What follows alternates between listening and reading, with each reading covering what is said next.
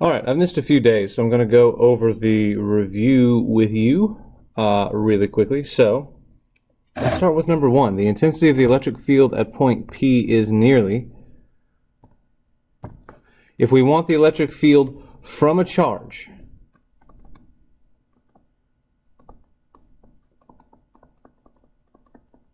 and this is important, a charge is causing an electric field and we want to know what that field is somewhere. We use E equals KQ over R squared. One, we have all of this information. Two, this is how we find out what a charge does.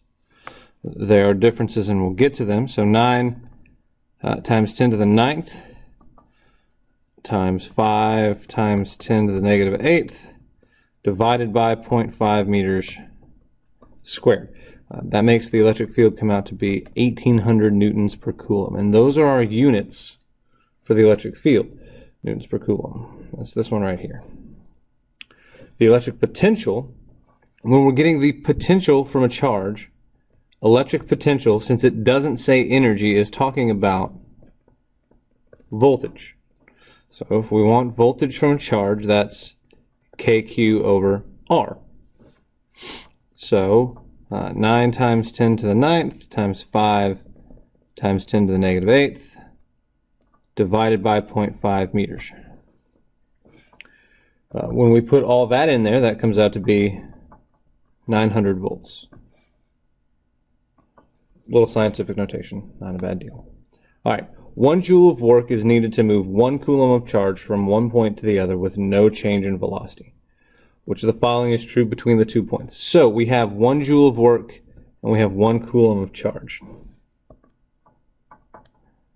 Joules per coulomb are volts. What this tells me is that if it takes 1 joule to move 1 coulomb with no change in velocity, that means the potential energy has changed, or the energy has changed. So the voltage is 1 volt. The potential difference between those 2 points is 1 volt. We're moving uphill as we move that charge. All right. Questions 4 and 5 are asking about this little grid. Hopefully you can see a little bit better on your paper, but I have 2 positive charges here and a whole bunch of points around those positive charges. And what I want to do is figure out where I have the smallest electric field. Okay, electric field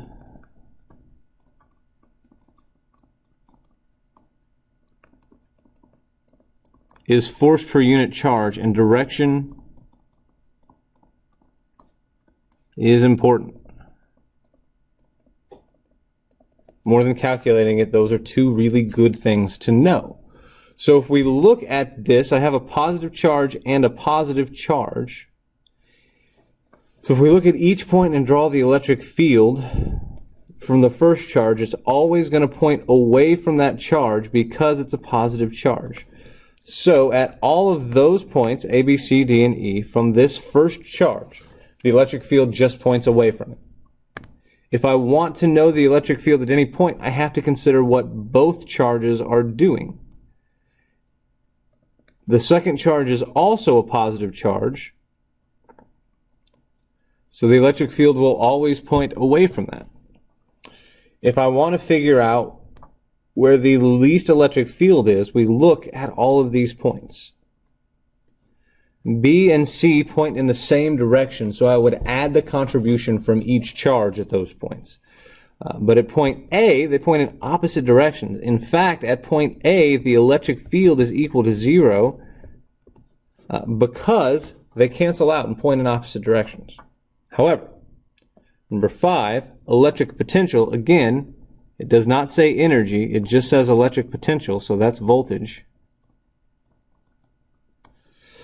Where is that the greatest in magnitude? Voltage is always just V1 plus V2. And when we plug it in, we have to plug in the sign of our charge.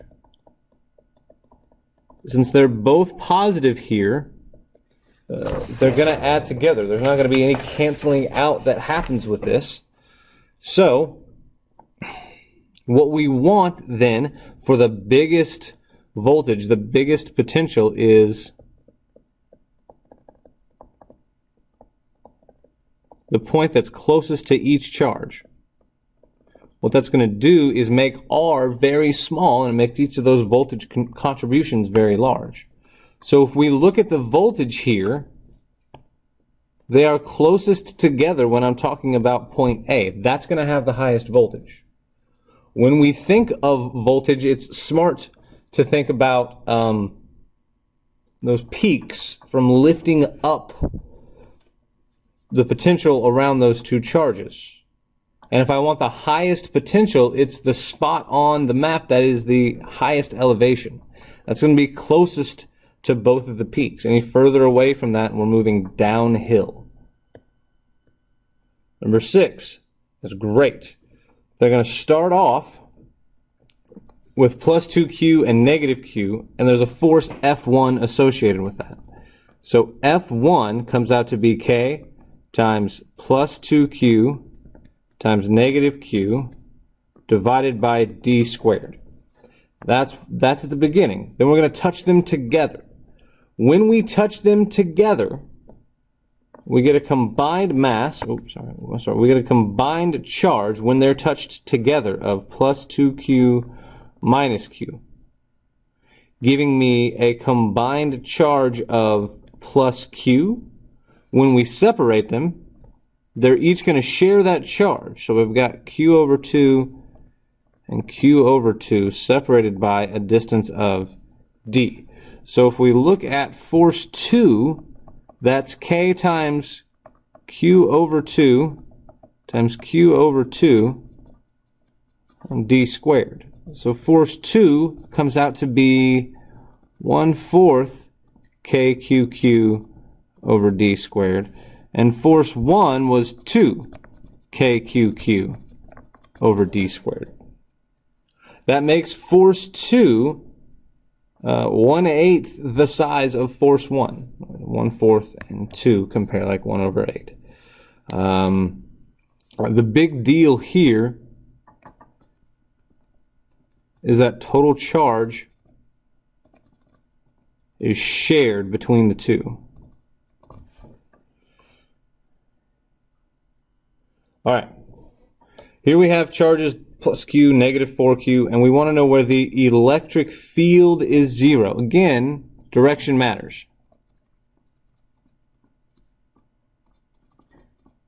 So we're going to look at each of these points. So let's look at it for the positive charge, because the positive charge is going to create an electric field at each one of these points. Because it's positive, the electric field points away from the plus Q charge. And then the negative 4Q, that's negative. That means the electric field points towards it. So in the region in between, the electric fields add. And we did that by drawing the direction of the electric field at each one of those points. That means they're not going to be 0. So it's not going to be B, C, or D. So we have the choice between point A and point E. Point E is very close to this 4Q charge. So if we look at it at point E, we have electric field 1 from the plus Q and electric field 2 from the negative 4Q. We got E1 minus E2. So that's K times Q over R1 squared minus K times 4Q over R2 squared. This term, for all radiuses on this side, is always bigger. The 4Q is always bigger than Q, and R2 will always be greater than R1.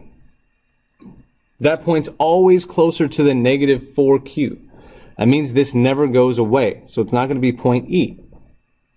If we look at the same kind of equation for point A, there's going to be a switch at some point to where the electric field from the negative 4Q charge will go from being bigger than from the plus Q to being smaller than the plus Q. Another way to say this is that that 0 point is always closest to the smaller charge.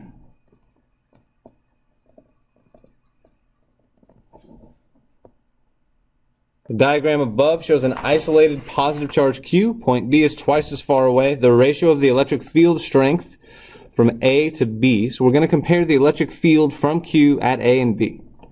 Electric field is KQ over R squared. So if this is A, KQ over R squared. The electric field at B is KQ over 2R quantity squared away. The electric field at B then is KQ over 4R squared, which is 1/4 the electric field at A. So the electric field strength at A to B is 4-to-1. The electric field at A is 4 times bigger than the electric field at B.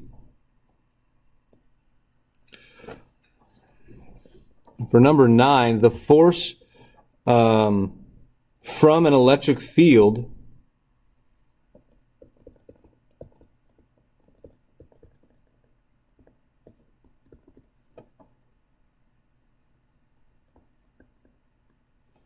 is in the direction of E. Doesn't matter which way you're moving, the force is always with the electric field if you're a positive charge, or against the electric field if you're a negative charge. That force will always be parallel to the electric field.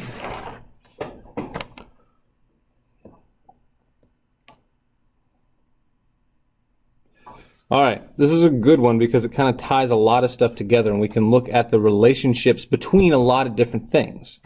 So we have an upwardly directed uniform electric field, blah, blah, blah, blah. We want to know the work done by the force on the charge. Work is equal to Q times delta V. That's the first important thing that you really need to commit to memory. If you're going to move a charge from one place that has voltage to another place that has voltage, the work that's done in that movement is the charge times the change in voltage. We got a problem though. There's no voltage here. But we do know that the change in voltage is the electric field times distance.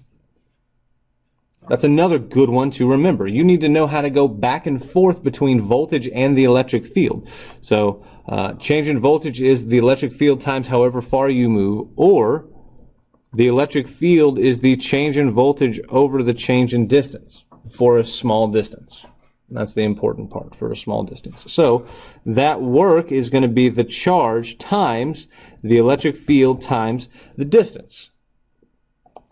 So for our numbers, that work is going to be 3 times 10 to the 8th coulombs times the electric field of 4 times 10 to the 4th newtons per coulomb times 0.5 meters. Now, when we do all that, we end up with 6 times 10 to the -4th. And I know all the units are already up there, but I just want to show you the coulomb part of this goes away, and we get newtons times meters, which is a joule.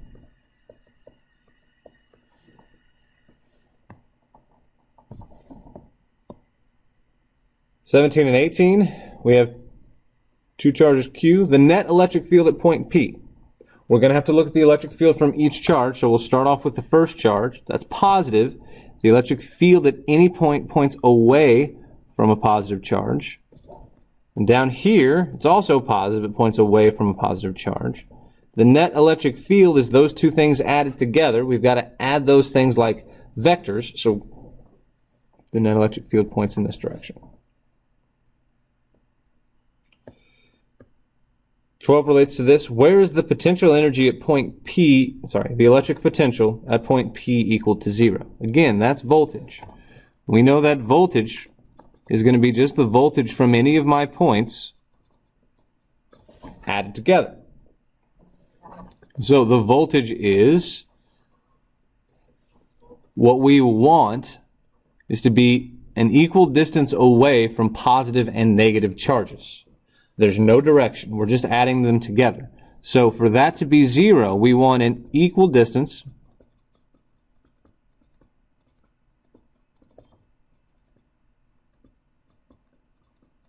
from the same amount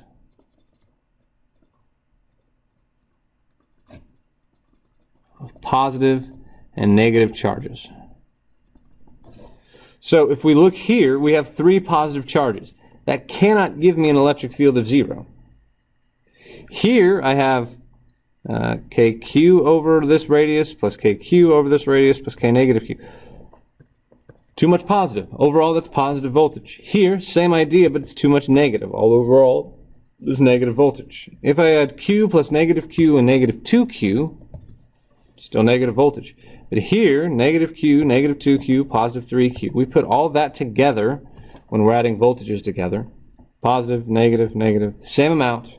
The electric potential there, the voltage there at point P would be 0. From the electric field at a point. Electric field is force per unit charge. That's what it tells me. For any charge, for any amount of charge, I know the force per unit charge. That doesn't mean I know the force, but it does mean I know the direction, because if the charge is positive, the force is with the electric field. If the charge is negative, the force is against the electric field. Force per unit charge, absolutely, but it does not tell me the charge at that random point in space. So what we have are 1 and 2. 14, we have 4 positive charges here, and we want to know the electric field and the electric potential. Potential, again, because we don't say energy, is voltage. So the voltage would be the voltage from each charge added together. And it said from one charge alone, it's V0. So that would be V0 plus V0 plus V0 plus V0. I end up with 4V0. So my electric potential is 4V0. But when we talk about the electric field, direction matters. We need the direction. So if we look at each one of these charges, since they're all positive, the electric field is going to point away from each one of these charges. And if we look at that, they all cancel out. So I have 4V0 as my electric potential, but the electric field all cancels out, and I get 0 for the electric field. 15, we got batteries. And it wants the force on an electron on the 0-volt potential line. Force is Q times E. That's good to know. I will give you a formula chart. I'll put formulas on the board, but you still need to know where to go with these things. Now, the electric field, I said it would be good to know, is the change in voltage over the change in radius. So the force is going to be the charge times the change in voltage over how far apart that change in voltage takes. So looking at this, I have an electron, so I know Q, and I know my change in voltage here. The change in voltage is 4 volts, but I don't know R. Because I don't know the change in distance, because I don't know how far apart these lines are, I can't figure out the size of the force. But I do know that if I put an electron in the middle, that's a negative charge, the force on that electron is going to push it towards the positive 2 volts. I know that the electric field here points from positive voltage to negative voltage, but because this is a negative charge, the force on that negative charge is in the opposite direction of the electric field. So it is directed to the right, but I cannot determine its magnitude without knowing the distance between those lines. Here's some charging stuff. There's not going to be a lot of this on the test. We kind of already covered this in another unit, but just to talk about it. Okay. So by bringing this negative wand close to X, we polarize it. We're not going to touch it. We polarize it. We get positive on this side, negative on this side. And so when we touch Y to that, the negative charges go from X to Y. And so there's a negative charge on Y now. And then we're going to remove it. guess what? Those charges stay put. So X is going to be positive and Y is going to be negative. The exact same thing happens in number 17, except for they already start off together. So we take this situation and we polarize it. 1 is positive, 2 is negative. And when we pull them apart, conductor 2 stays negative. And we want to think about it this way. This negative charge pushes all the negative charges in those spheres as far away from it as possible. 18. The graph above shows the electric potential in a region of space as a function of position. And I want to know the greatest force. Well, force is Q times the electric field. And if I want to look at the electric field, it's the change in voltage over the change in distance. Slope, right? Because I have voltage as my rise, distance as my run. So the electric field is the slope of potential. And we kind of talked about this with our topography map analogy, where we said the more the voltage is changing, the stronger my electric field is in that spot. Right here is where my voltage is changing the most. That's going to give me the strongest electric field. That's going to give me the greatest magnitude force, where I don't care about direction. So for positive particle, yeah, the force would point down, but I don't care about the direction. All I care about is the size. All right, that's all we got. So thank you for listening and good luck on your test tomorrow.